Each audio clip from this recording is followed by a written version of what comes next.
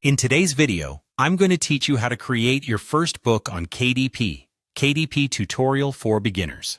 If you're new to Amazon's Kindle direct publishing platform, this guide is for you. We'll walk through the process step by step so you can take your manuscript and turn it into a published book, ready to reach millions of potential readers worldwide. First, let's begin by logging into KDP. This is your gateway to publishing on Amazon, and you'll need an Amazon account to start.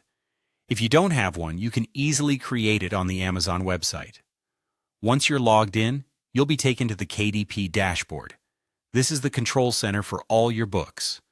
On the dashboard, you'll want to find and click on the Create option. You'll be presented with two choices here, Kindle eBook or Paperback.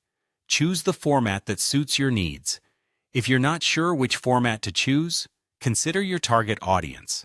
Are they likely to prefer digital books or physical copies? Keep in mind that you can always create both. Once you've selected your format, it's time to enter your book details. This part is crucial because your book's title, subtitle, and description are what will grab potential readers' attention. Take your time filling out these fields. Be descriptive and engaging, but also straightforward. You'll also need to select your primary language, choose your author name, and decide whether this is part of a series or a standalone work. Don't forget to add keywords so that readers can easily find your book when searching for related topics. Consider what terms someone might type in if they were looking for a book like yours. Choose categories that best fit your book's genre, so it appears in the right areas of Amazon's store. With your book details filled out, save your progress, and continue to the Content Upload section. This is where you'll upload your manuscript and cover. Your manuscript should be formatted correctly, so check Amazon's guidelines to ensure everything looks professional.